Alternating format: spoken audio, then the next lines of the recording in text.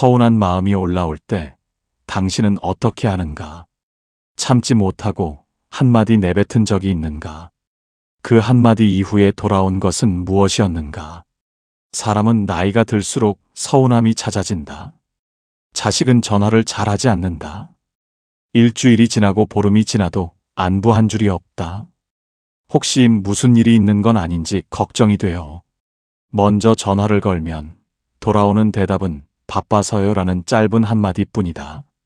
30년 넘게 알고 지낸 친구는 어느 순간부터 모임에 나오지 않는다. 연락해도 답이 없고 답이 와도 예전 같지 않다. 무슨 잘못을 한 것도 아닌데 이유를 알 수 없다. 옆에 있는 배우자마저 내 마음을 모르는 것 같다. 같은 밥상에 앉아 밥을 먹으면서도 눈을 마주치지 않는 날이 늘어간다. 텔레비전 소리만 거실을 채우고 대화는 사라진 지 오래다. 말을 걸어도 돌아오는 것은 무심한 한마디뿐이다. 그 한마디가 가슴에 모처럼 박힌다. 그래서 참다 못해 입을 연다. 내가 뭘 잘못했길래 이러는 거냐? 내가 그동안 얼마나 해줬는데? 속에 쌓인 말들이 한꺼번에 쏟아진다. 그런데 이상하다. 말을 하고 나면 상황이 나아지는 것이 아니라 오히려 더 나빠진다. 서운함을 말로 쏟아내는 순간 상대는 공감이 아니라 방어를 선택한다. 눈빛이 차가워지고 대화는 언성으로 바뀐다. 결국 서로의 가슴에 지울 수 없는 상처만 새겨진다. 낡은 장롱 서랍을 억지로 열면 안에 든 것들이 와르르 쏟아져 나오듯 감정도 그렇다. 준비 없이 꺼내면 수습할 수가 없다. 말 한마디에 30년 쌓은 정이 하룻밤에 허물어진다. 그것이 감정을 다스리지 못한 입의 대가다. 정약용은 목민심서에서 언어를 삼가는 것이 몸을 지키는 첫째 법도라는 뜻의 가르침을 남겼다. 이것은 단순히 말을 줄이라는 뜻이 아니다. 감정이 끓어오를 때일수록 입을 닫고 마음을 먼저 살피라는 것이다. 뜨거운 솥뚜껑을 맨손으로 열면 화상을 입듯 뜨거운 감정을 날 것 그대로 꺼내면 자신도 상대도 베인다. 말은 한 번 뱉으면 주워 담을 수 없지만 참은 말은 더 좋은 때에 더 나은 모습으로 꺼낼 수 있다. 정약용이 그토록 언어의 무게를 강조한 까닭이 바로 여기에 있다. 오늘은 서운할수록 왜 입을 열면 안 되는지, 그리고 말 대신 무엇을 해야 상대가 스스로 당신 앞에 고개를 숙이게 되는지 하나씩 짚어보겠다. 끝까지 듣는다면 당신의 관계가, 당신의 하루가 분명히 달라질 것이다. 이 이야기가 당신의 남은 날들을 바꿀 평생의 지혜가 될 것이라 믿는다면 잠시 멈추고 구독과 좋아요를 눌러주세요. 이것이 앞으로 더 많은 이야기를 전해드리는데 큰 힘이 됩니다. 관계에서 가장 위험한 순간이 있다. 서운함이 치밀어 올라 입이 먼저 열리는 바로 그 순간이다. 한 63살 여자가 있었다. 평생 집안 살림을 도맡아 했고 자식 셋을 키우느라 자기 이름 석자 내세운 적이 없었다. 남편이 벌어오는 돈으로 아이들 학원비를 대고 시부모 병원비를 보태고 남는 것은 늘 없었다. 그래도 불평 한 번 하지 않았다. 가족이 잘 되면 그것이 곧 자기 인생이라고 믿었다. 그렇게 30년을 버텼다.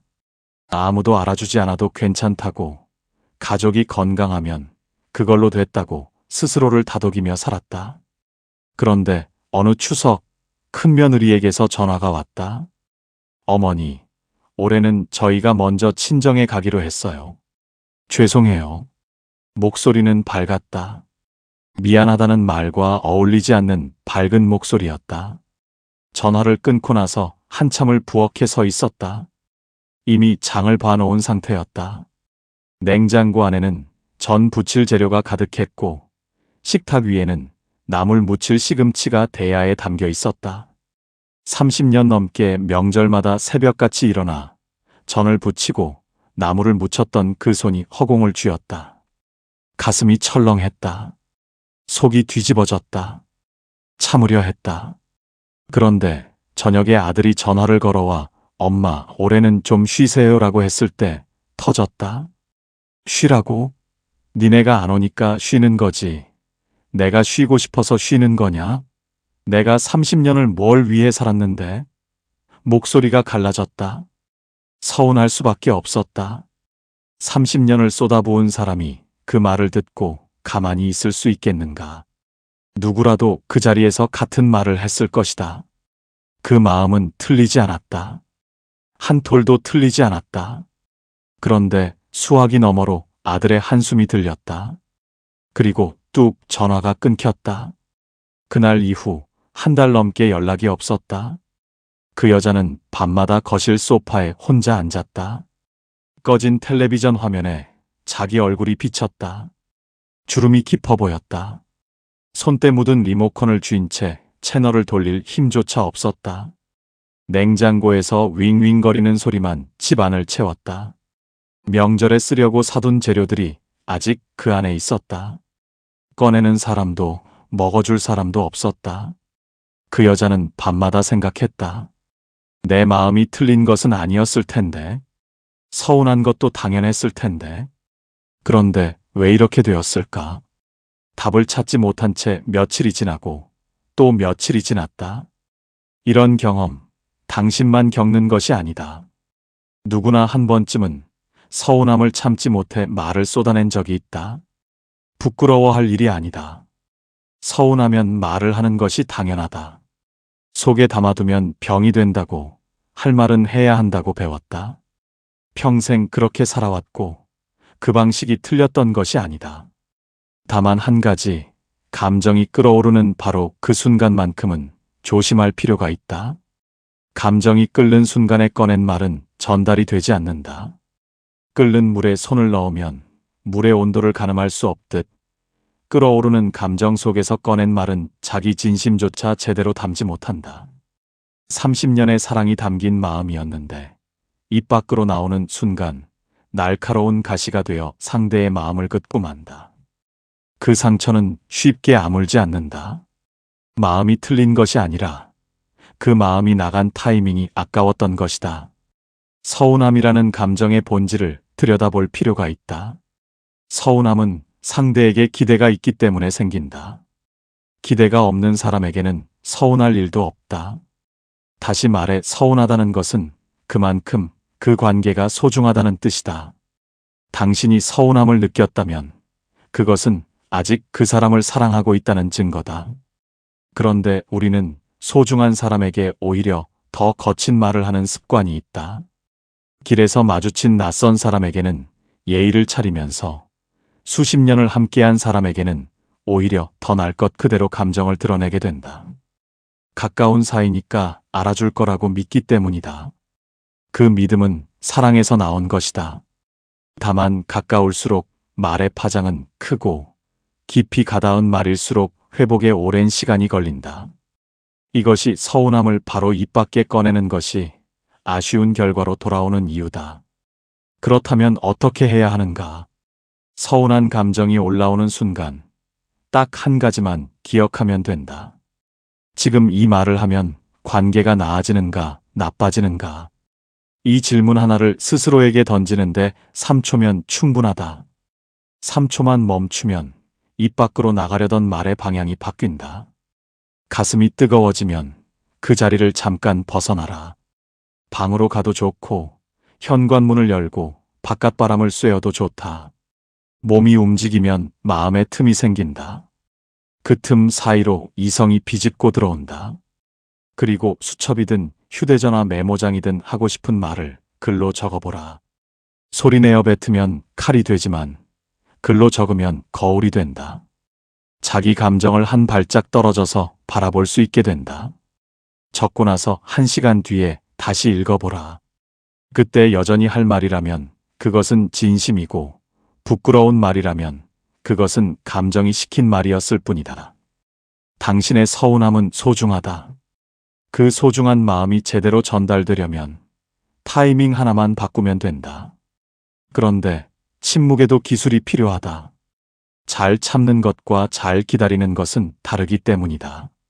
젊을 때는 할 말 다 하는 사람이 시원하고 멋져 보였다.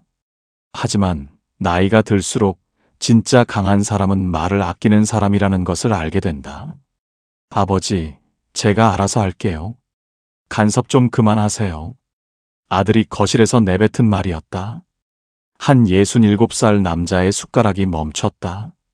손자 교육 문제에 대해 한마디 했을 뿐이었다. 요즘 아이가 학원을 너무 많이 다니는 것 같아 걱정이 되어 꺼낸 말이었다. 수십 년 새 아이를 키워본 경험에서 우러나온 조언이었다. 그런데 아들의 눈빛은 조언을 원하지 않았다. 귀찮다는 표정이 역력했다. 목구멍까지 올라온 말이 있었다. 내가 너 키울 때 얼마나 고생했는지 아느냐? 새벽 4시에 일어나 도시락 싸고 야근하면서 학비되던 그 세월을 내가 아느냐? 하지만 그는 그 말을 삼켰다. 삼키는 순간 목젖이 돌덩이를 넘기는 것처럼 아팠다. 숟가락을 내려놓고 조용히 자리에서 일어났다. 방으로 들어가 문을 닫았다. 방 안은 오후에 햇빛이 반쯤 들어와 벽지에 낡은 꽃무늬를 비추고 있었다. 30년 전 이 집에 처음 이사 왔을 때 아내와 함께 골랐던 벽지였다. 그때는 아이들 웃음소리로 이 방이 가득 찼었다. 지금은 자기 숨소리만 들렸다. 억울했다.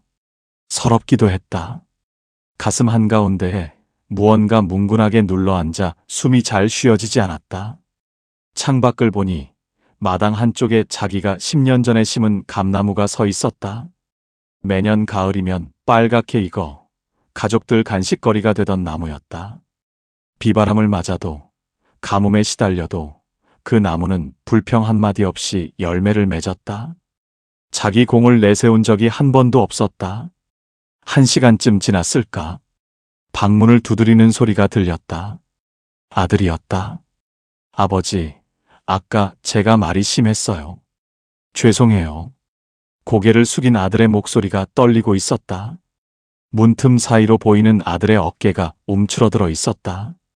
30이 넘은 아들이 그 순간만큼은 초등학교 때 잘못을 저지르고 풀이 죽어 서 있던 그 꼬마와 겹쳐 보였다. 그 남자는 비로소 깨달았다.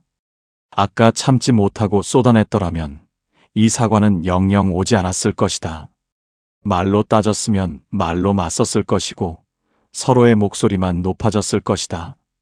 결국 아들은 현관문을 박차고 나갔을 것이고 남은 것은 텅 빈 거실과 식어버린 밥상뿐이었을 것이다. 침묵이 아들의 마음을 움직인 것이었다. 말이 하지 못한 일을 침묵이 해낸 것이다. 그 마음 충분히 이해한다. 참는 것은 억울하고 침묵은 지는 것처럼 느껴진다. 평생을 말하지 못하고 삼켜온 것들이 얼마나 많은가. 그래서 한마디라도 하고 싶은 것이다. 그런데 여기서 분명히 구분해야 할 것이 있다. 참는 것과 기다리는 것은 전혀 다르다는 사실이다. 참는 것은 감정을 꾹 눌러 속에 가두어 두는 것이다. 그것은 오래가지 못한다. 뚜껑 닫은 압력솥처럼 언젠가 반드시 터진다. 터지면 더 크게 터진다. 그러나 기다리는 것은 다르다. 기다림은 감정을 인정하되 꺼내는 시점을 스스로 선택하는 것이다. 지금은 아니라고, 지금 이 순간은 말할 때가 아니라고 판단하는 것이다. 이것은 약함이 아니라 지혜다. 세월의 무게를 견뎌온 사람만이 가질 수 있는 단단한 내공이다. 참으면 속이 썩지만 기다리면 상황이 익는다. 풋감을 억지로 따면 떨기만 하지만 서리를 맞으며 가지 끝에서 버틴 감은 저절로 닳아지는 것과 같은 이치다. 구체적으로 이렇게 해보는 것이 좋다. 서운한 일이 생기면 바로 상대에게 반응하지 말고 혼자만의 시간을 확보하라. 최소 하루, 가능하면 이틀을 두어라. 그 사이에 자기 감정을 들여다보는 것이다. 방법은 간단하다. 잠자리에 들기 전 오늘 서운했던 일을 떠올리면서 2가지만 적어보라. 첫째, 내가 서운한 이유. 둘째, 상대가 그렇게 행동한 이유. 처음에는 첫째만 빼곡하고 둘째는 한 줄도 쓰기 어려울 것이다. 그런데 이틀째가 되면 달라진다. 상대의 사정이 조금씩 보이기 시작한다. 상대의 말이 악의가 아니라 서투름이었다는 것이 공격이 아니라 자기 방어였다는 것이 비로소 보이기 시작한다. 그때가 진짜 대화를 시작할 수 있는 시점이다. 하지만 침묵만으로는 부족할 때가 있다. 서운함의 뿌리가 어디에서 오는지 그 깊은 속을 들여다봐야 할 때가 온다.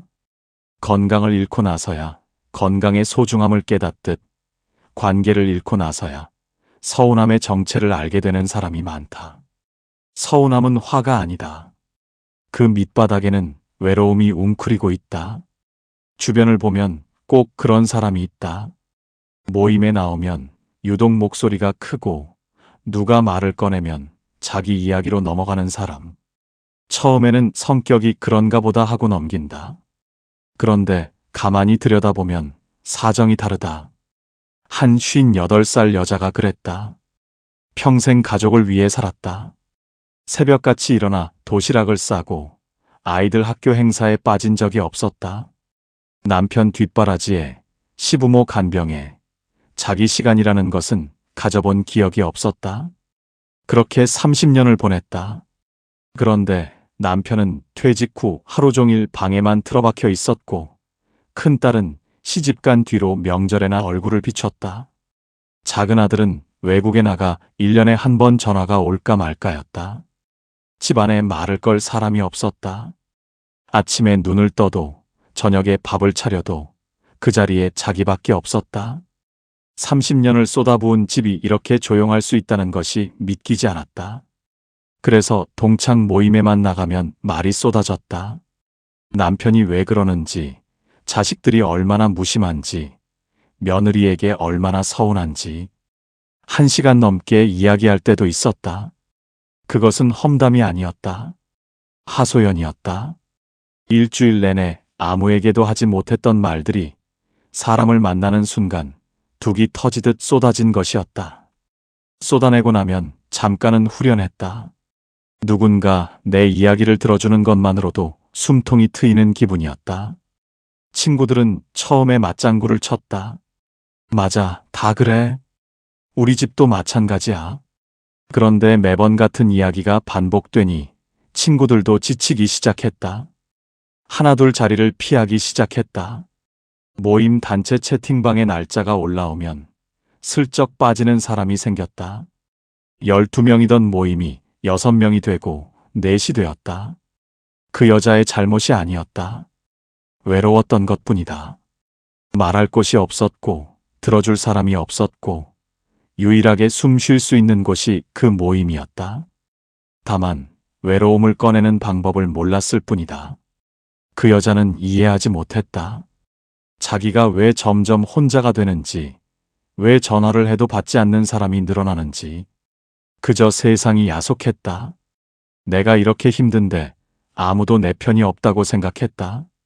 그런데 정작 그 여자가 진짜 하고 싶었던 말은 따로 있었다. 나 좀 봐줘. 내 이야기 좀 들어줘. 나도 아직 여기 있어.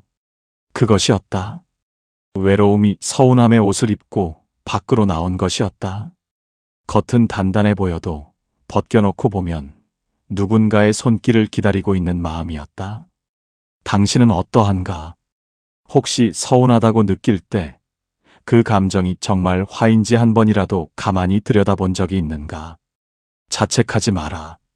서운함을 분노로 착각하는 것은 지극히 자연스러운 일이다. 잘못도 아니고 부끄러운 일도 아니다. 사람은 자기가 약하다는 것을 인정하기 어렵다. 외롭다고 말하는 것이 나약해 보일까봐, 관심을 달라고 하는 것이 초라해 보일까봐 입을 다무는 것이다. 특히 평생 가장으로, 어머니로, 가족의 기둥으로 살아온 사람일수록 그렇다. 누구에게도 기대지 않고 버텨온 세월이 길수록 외롭다는 한마디가 입 밖으로 나오지 않는다.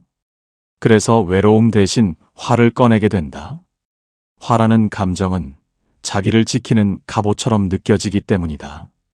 서운함을 드러내는 것은 그 갑옷을 벗는 것처럼 불안하기 때문이다. 하지만 겉으로 드러난 감정과 속에 숨은 감정은 다를 때가 많다. 주먹을 쥐고 화를 내면서도 실은 누군가 그 손을 잡아주기를 기다리고 있다. 그것은 약함이 아니다. 사람이라면 누구나 가지고 있는 자연스러운 마음이다. 옛 선인들은 이것을 일찍이 알고 있었다. 대학에 이런 가르침이 있다. 마음이 제자리에 있지 않으면 눈을 떠도 보이지 않고 귀를 열어도 들리지 않는다. 서운함에 사로잡힌 마음이 바로 그 상태다. 감정이 자리를 차지해버리면 상대의 진심도 자기 안의 진짜 감정도 흐려지게 된다. 마음을 제자리에 돌려놓는 것, 그것이 서운함을 다스리는 첫 번째 걸음이다. 이것을 알게 되면 서운함을 대하는 방식이 완전히 달라진다. 서운함은 적이 아니라 신호다. 내가 누군가에게 아직 기대를 품고 있다는 증거이며 그 관계를 포기하지 않았다는 살아있는 증거다. 서운함이 올라올 때, 내가 지금 외로운 거구나 라고 이름을 붙여보라. 감정에 정확한 이름을 붙이는 순간 그 감정은 날카로운 이빨을 잃는다. 심리학에서는 이것을 감정 명명이라고 부른다. 이름 없는 두려움은 거대하지만 이름이 붙은 두려움은 손에 잡히는 크기가 된다. 서운함도 마찬가지다.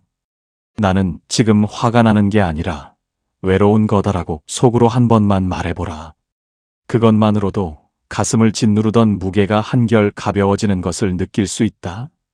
옛 성현의 말처럼 마음이 제자리를 찾으면 그때 비로소 흐려졌던 것들이 선명해지기 시작한다.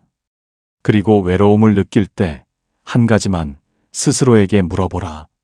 내가 먼저 손을 내민 적이 있었던가?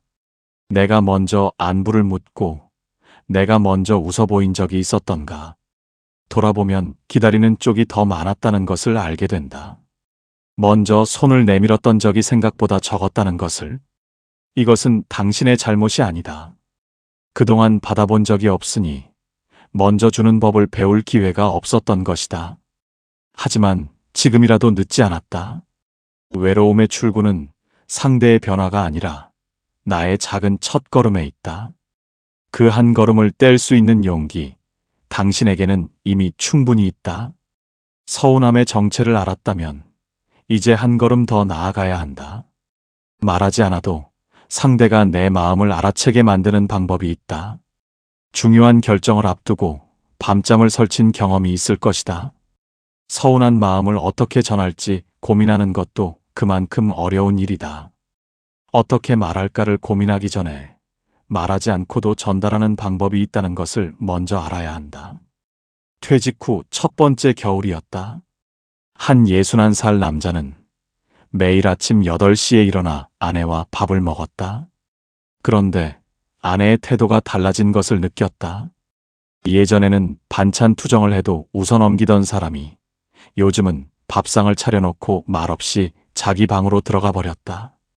텔레비전을 보자고 해도 대답이 없었다. 주말에 시장에 같이 가자고 해도 혼자 다녀와라는 말뿐이었다.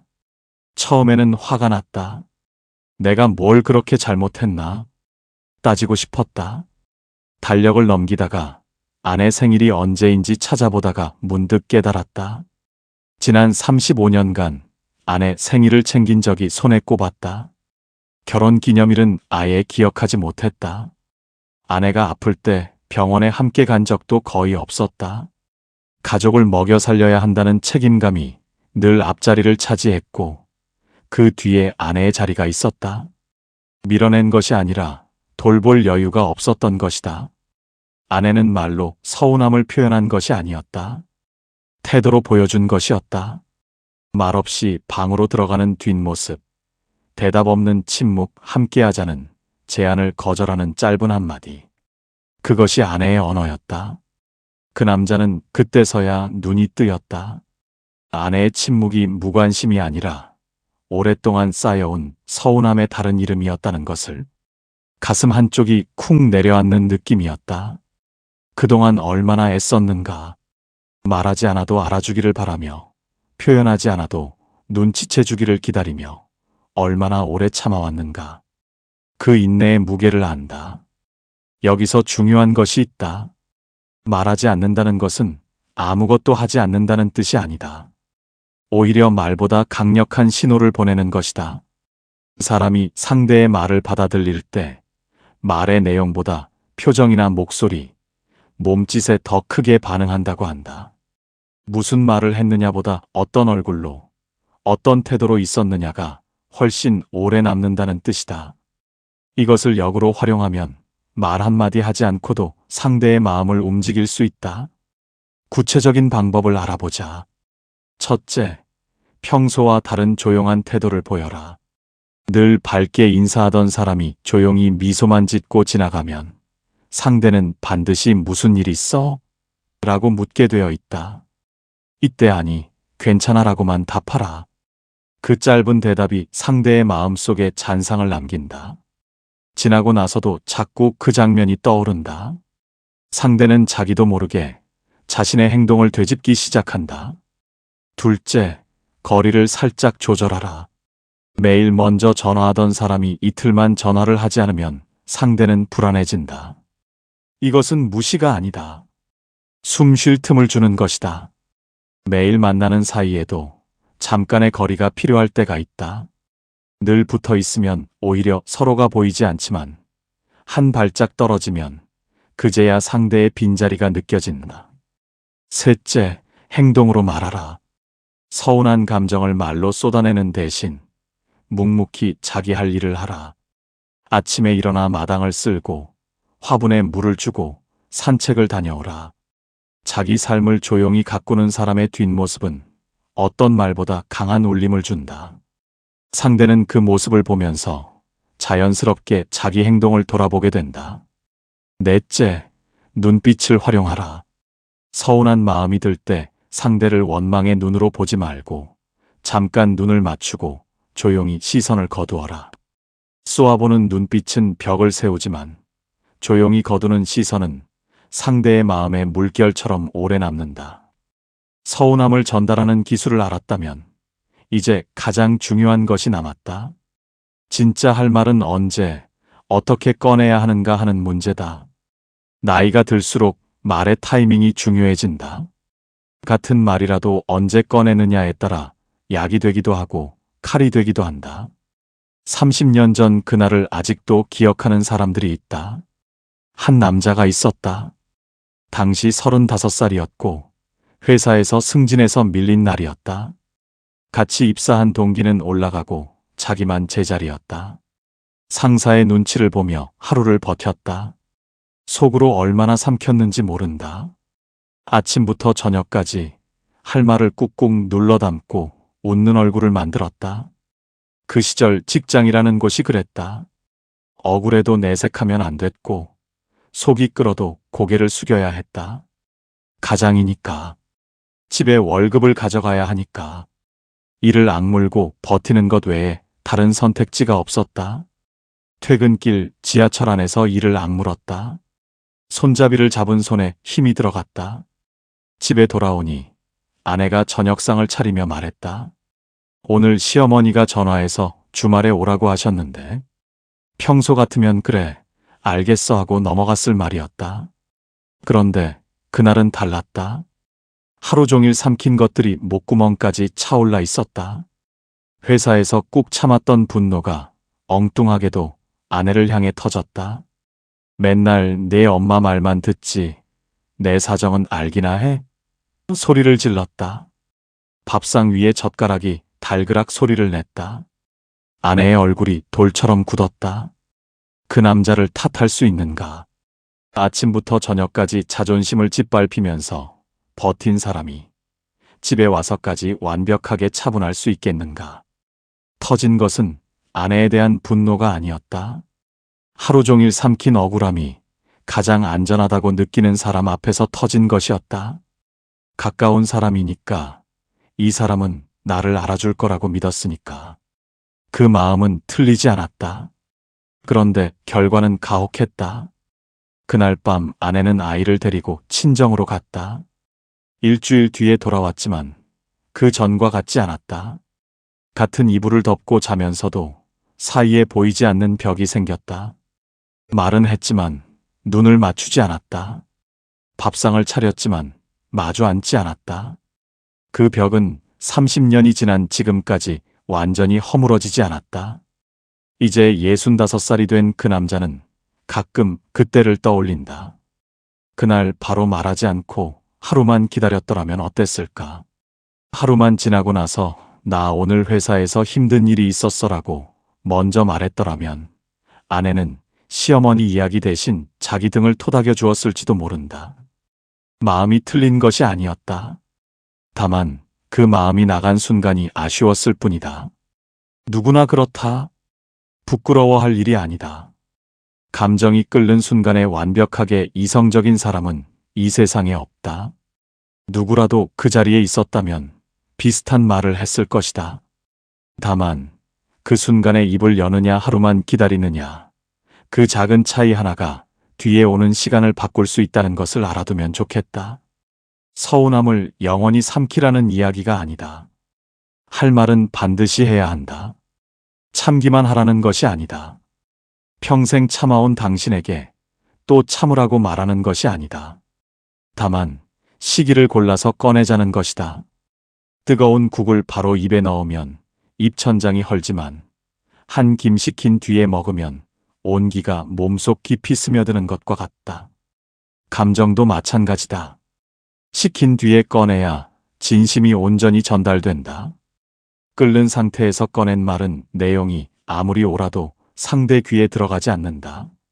상대가 받아들이는 것은 무슨 말을 했느냐가 아니라 어떤 기분으로 말했느냐이기 때문이다. 차가운 이성으로 포장하라는 뜻이 아니다. 뜨거운 감정의 불꽃이 잔잔한 온기로 바뀔 때까지 그 시간을 확보하라는 뜻이다. 그렇다면 감정이 식었다는 것을 어떻게 알 수 있는가? 간단한 기준이 있다. 상대의 입장이 떠오르기 시작하면 그때가 말할 때다. 서운한 순간에는 내 감정만 보인다. 상대가 왜 그랬는지, 상대의 사정은 어땠는지 생각할 여유가 없다. 그런데 시간이 지나면 보이는 것이 넓어진다. 혹시 그쪽도 힘든 일이 있었던 건 아닐까? 나도 모르게 상대에게 상처를 준 것은 아닐까? 이런 생각이 떠오르는 순간이 바로 입을 열어도 되는 때다. 그때 이렇게 말해보라. 내가 요즘 좀 서운했던 게 있는데 한번 이야기해도 될까? 이 한 문장이면 충분하다. 따지는 말이 아니라 대화의 문을 여는 말이다. 너 때문에가 아니라 내가 서운했다로 시작하는 것이 핵심이다. 말의 시작을 너 때문에가 아니라 내가로 바꾸는 것. 이 작은 차이 하나가 대화의 방향을 완전히 뒤집는다. 그리고 말을 꺼낸 뒤에는 상대의 반응을 기다려주라. 당신이 며칠을 사귄 것처럼 상대도 당신의 말을 받아들일 시간이 필요하다. 당신의 서운함을 꺼내는데 용기가 필요했듯 상대가 그 말을 소화하는 데에도 시간이 필요하다. 그 기다림까지 품을 수 있는 것이 진정한 대화다. 그리고 그만큼의 넉넉함은 세월을 살아온 당신이기에 가능한 것이다. 당신이 입을 닫고 기다린 뒤에 조용히 꺼낸 말, 그 말 앞에서 상대는 비로소 마음을 열고 당신의 진심을 듣기 시작한다. 느린 것이 오히려 빠른 길일 때가 있다. 말도 그렇다. 빨리 쏟아내는 말보다 천천히 삼킨 침묵이 상대의 마음에 더 빠르게 도달할 때가 있다. 당신도 그런 적이 있을 것이다. 누군가에게 심한 말을 했는데 상대가 아무 말도 하지 않았던 적. 되받아쳤으면 차라리 편했을 것이다. 싸우면 이기든 지든 결판이 나니까. 그런데 상대가 조용히 돌아서 버리면 이상한 일이 벌어진다. 내가 한 말이 부메랑처럼 돌아와 머릿속을 맴돈다. 밤에 잠자리에 누우면 그 말이 천장에 붙어서 나를 내려다본다. 한 64살 여자가 그런 경험을 했다. 아들이 장가를 간 날 세상을 다 가진 것 같았다. 며느리가 어머니라고 부르던 첫날의 목소리를 아직도 기억한다. 손자가 태어났을 때는 밤잠을 설치며 미역국을 끓여 날랐다. 예쁜 며느리, 건강한 손자. 이 가족이 잘 되는 것이 남은 인생의 전부라고 생각했다. 며느리에게 이것저것 알려주고 싶었다. 잘해주고 싶은 마음이 컸다. 그래서 음식 만드는 법도 가르쳐주고 살림하는 요령도 알려주고 아이 키우는 일에도 마음을 보탰다. 그것이 시어머니인 자기가 해줄 수 있는 사랑이라고 믿었다. 그런데 손자 돌잔치 날 가슴이 무너졌다. 잔치상에는 며느리 친정 식구가 가득했고 시댁 쪽에는 형식적으로 연락이 돌아왔을 뿐이었다. 한쪽 구석에 앉아 낯선 사람 취급을 받는 기분이었다. 내가 이 집안 사람이 맞는가 싶었다. 돌아오는 차 안에서 속이 부글부글 끓었다. 옆에 앉은 남편은 아무 말도 하지 않았다. 그 침묵마저 서운했다. 참고 참다가 집에 돌아와서 아들에게 전화를 걸었다. 너희 며느리가 나를 뭘로 보는 거냐? 시어머니가 이렇게 무시를 당해도 되는 거냐? 내가 장남이면서 그걸 보고만 있었느냐? 한참을 쏟아냈다. 숨이 차서 멈출 때까지 쏟아냈다. 그렇게라도 하지 않으면 가슴이 터질 것 같았다. 아들은 듣기만 했다. 한마디도 하지 않았다. 어머니 말이 끝난 뒤에도 전화기 너머로 잠시 침묵이 흘렀다. 그리고 조용히 말했다. 엄마 알겠어. 내가 생각해 볼게. 그것이 전부였다. 전화를 끊고 나니 오히려 그 여자의 마음이 편치 않았다. 아들이 화를 냈으면 맞받아칠 수 있었다. 변명을 했으면 반박할 수 있었다. 그런데 고요한 대답 앞에서는 할 수 있는 것이 없었다. 창밖에 빗줄기가 내리고 있었다. 빗소리가 유난히 크게 들렸다. 그날 밤 이불 속에서 뒤척이다가 문득 생각이 들었다. 며느리에게만 화살을 돌렸지 자기가 며느리에게 어떤 시어머니였는지는 한 번도 돌아본 적이 없었다. 잘해주고 싶은 마음이 입에서는 지적으로 나왔다. 음식 솜씨를 걱정했고 살림 방식을 조언했고 아이 교육에 마음을 썼다. 그런데 그것이 며느리에게는 간섭으로 느껴졌을 수 있다는 것을, 칭찬보다 잔소리가 더 많았다는 것을 그제야 돌아보게 되었다. 마음은 사랑이었는데 전달된 것은 부담이었을지도 모른다. 며느리가 멀어진 것이 아니라 자기의 사랑이 엉뚱한 모습으로 전해졌던 것은 아닌지 비로소 의문이 들었다. 힘들었을 것이다. 오랫동안 참아왔을 것이다. 시어머니로서의 서운함, 어머니로서의 억울함, 그 무게가 어깨를 얼마나 짓눌렀는지 안다. 며느리를 미워한 것이 아니다. 사랑하는 방법이 서로 달랐을 뿐이다. 그것은 당신이 가족을 사랑하기 때문에 생긴 상처다. 사랑하지 않았다면 서운할 일도 없었다. 여기서 주목할 것이 있다. 아들의 침묵이 어머니의 마음을 움직였다. 말로 반박했다면 어머니는 더 단단히 자기 입장을 고수했을 것이다.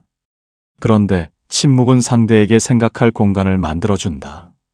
상대가 말을 하면 그 말에 대꾸하느라 바쁘지만 상대가 입을 닫으면 비로소 자기 안을 들여다보게 된다. 조용한 우물에 돌멩이 하나를 떨어뜨리면 물결이 퍼지듯 침묵이라는 돌멩이가 상대의 마음에 잔잔한 물결을 일으킨다. 그 물결은 시간이 지날수록 넓어진다. 이것이 침묵의 진짜 힘이다. 상대를 이기는 힘이 아니라 상대가 스스로 돌아보게 만드는 힘이다. 이것을 실생활에서 어떻게 써볼 수 있는가? 상대가 서운한 말을 했을 때 바로 응수하는 대신 잠깐 숨을 고르며 눈을 마주보라. 아무 표정 없이, 원망 없이 담담하게. 그리고 고개를 한번 끄덕이고 조용히 자리를 떠나라. 어렵지 않다. 이 행동 하나가 상대의 머릿속에 물음표를 심는다. 내가 너무 심하게 말했나? 그 물음표는 시간이 지날수록 커진다. 그때도 서두르지 않아도 된다. 상대가 말을 걸어오면 응, 괜찮아라고만 짧게 답하면 된다. 길게 풀어놓을 필요가 없다. 짧은 대답이 긴 설교보다 오래 남는다. 상대는 당신의 담담함 앞에서 자기 행동을 되짚게 되고 그 과정에서 표정이 달라지기 시작한다. 눈을 마주칠 때 전에 없던 미안함이 묻어나고 말투에서 각이 사라진다.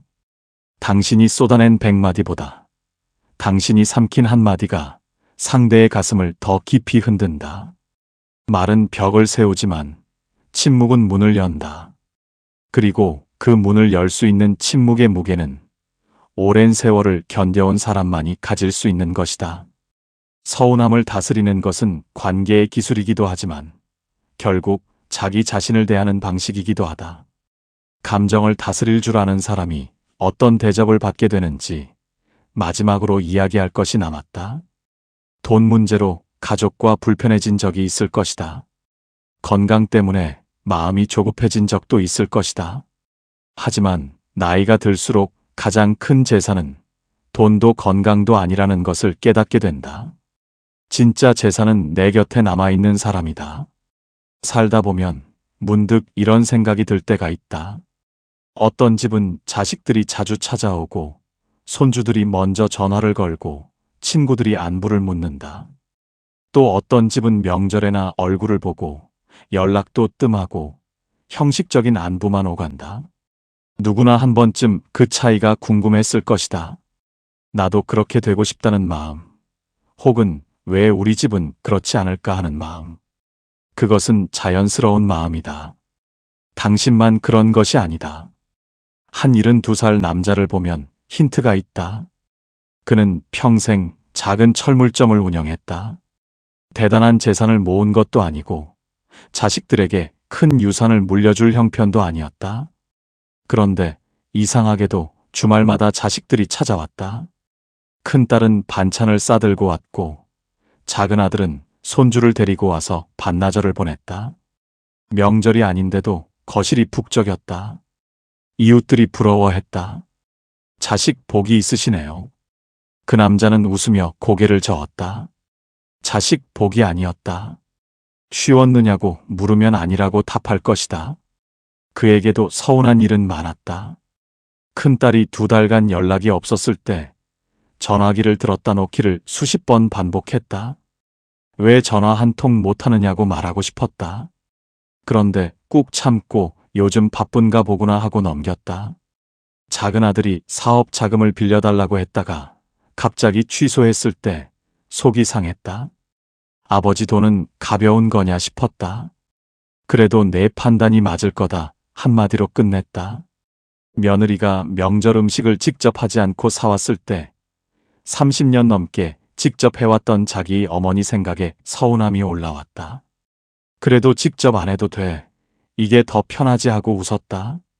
쉬운 일이 아니었다. 밤에 혼자 방에 앉으면 허전할 때가 많았다. 서운함을 삼킬 때마다 목이 아팠다. 그래도 그 감정을 상대에게 쏟지 않았다. 대신 아침마다 동네 공원을 걷고 화분에 물을 주고 가끔 자식들에게 짧은 문자를 보냈다. 오늘 날씨 좋다. 건강해라. 그것이 전부였다. 그런데 그 짧은 문자가 자식들의 마음에 스며들었다. 아버지의 문자에는 잔소리가 없었다. 왜 안 오느냐가 없었다. 전화 좀 해라가 없었다. 그저 오늘 날씨가 좋다는 말과 건강하라는 말뿐이었다. 부담이 없으니 마음이 편했다. 마음이 편하니 자주 생각이 났다. 생각이 나니 발길이 향했다. 자식들은 그 앞에서 편안했고 편안하니까 자주 찾아온 것이었다. 당신도 그럴 수 있다. 지금부터라도 늦지 않았다. 그동안 얼마나 속으로 삼켜왔는가. 말하고 싶은 것을 참고 듣고 싶은 말을 기다리며 얼마나 많은 밤을 혼자 보냈는가. 그 인내가 헛되지 않았다. 당신이 삼켜온 그 시간들이 지금부터 빛을 내기 시작할 것이다. 결국 사람이 사람 곁에 남는 이유는 단순하다. 그 사람 옆에 있으면 편안하기 때문이다. 잔소리를 들을까 걱정하지 않아도 되고 눈치를 보지 않아도 되고 찾아가고 나서 나 때문에 힘들었을까 하고 돌아오는 길에 마음이 무겁지 않기 때문이다. 서운함을 참아낸 자리에는 여유가 생긴다. 그 여유로운 모습이 주변 사람을 편하게 만들고 편한 사람 곁에는 자연스럽게 사람이 모인다. 반대로 서운함이 올라올 때마다 바로 말로 꺼내면 상대는 조금씩 조심스러워진다. 마음이 식은 것이 아니라 어떻게 다가가야 할지 모르게 되는 것이다. 당신이 어떤 사람 곁에 있을 때 편안한지 떠올려 보라. 아마 답을 이미 알고 있을 것이다. 오늘 당장 한 가지만 해보라. 가장 서운한 사람에게 아무 조건 없이 짧은 문자를 보내라. 밥은 먹었느냐? 건강해라. 이 한 줄이면 된다. 서운함을 꺼내지 않아도 된다. 안부만 보내면 된다. 내일도 보내고 모레도 보내라. 일주일만 계속해보라. 처음에는 읽기만 하던 문자에 짧은 답이 붙기 시작한다. 딱딱하던 말투에 온기가 돌기 시작한다.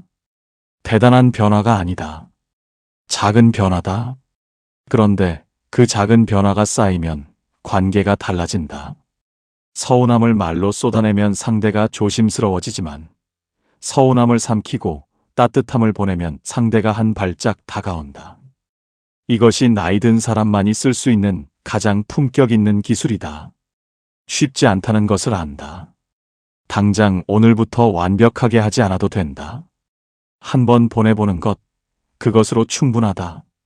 세월이 준 상처를 세월의 지혜로 감싸는 것, 그것이 당신이 걸어온 긴 세월에 대한 가장 아름다운 보답이다. 정약용은 삶에서 가장 혹독한 시련을 맞았을 때도 입을 함부로 열지 않았다. 18년이라는 긴 유배 생활 동안 그를 모함한 자들을 향해 원망의 말을 쏟아낼 수 있었다. 억울함을 세상에 호소할 수도 있었다. 그러나 그는 그렇게 하지 않았다. 대신 붓을 들었다. 서운함과 분노를 글로 바꾸고 원망을 학문으로 바꾸어 놓았다. 유배지의 좁은 방에서 500권이 넘는 책을 쓰는 동안 그를 내쫓은 세상은 오히려 그의 이름을 기억하게 되었다. 그가 말로 싸웠다면 역사는 그를 기록하지 않았을 것이다. 침묵 속에서 자기 일을 묵묵히 해냈기 때문에 200년이 지난 지금까지 우리가 그의 지혜를 이야기하는 것이다. 서운함을 다스린다는 것은 감정을 억누르는 것이 아니다. 감정을 모른 척하라는 뜻도 아니다. 서운함을 다스린다는 것은 그 감정을 더 나은 방향으로 흘려보내는 것이다. 말로 쏟아내면 바람에 날아가 버리지만 행동으로 보여주면 상대의 마음에 스며든다. 입을 닫는 것은 지는 것이 아니라 기다리는 것이고, 기다리는 것은 약한 것이 아니라 깊은 것이다. 나이가 들수록 말은 줄이고 태도는 넓히는 것이 좋다. 서운함 앞에서 입을 열기 전에 한 발짝 물러서라. 그 한 발짝이 관계를 살리고 당신의 품격을 지키고 결국 상대가 먼저 당신 앞에 고개를 숙이게 만들 것이다. 당신이 걸어온 수십 년의 세월은 그 한 발짝을 뗄 수 있는 힘을 이미 당신에게 주었다. 그것을 믿어라. 당신은 이미 충분히 강하다. 오늘의 이야기는 여기까지입니다. 정약용 인생 조언은 앞으로도 당신의 삶에 빛이 되는 소중한 한마디를 전해드리겠습니다. 구독과 좋아요로 마음을 나눠주세요.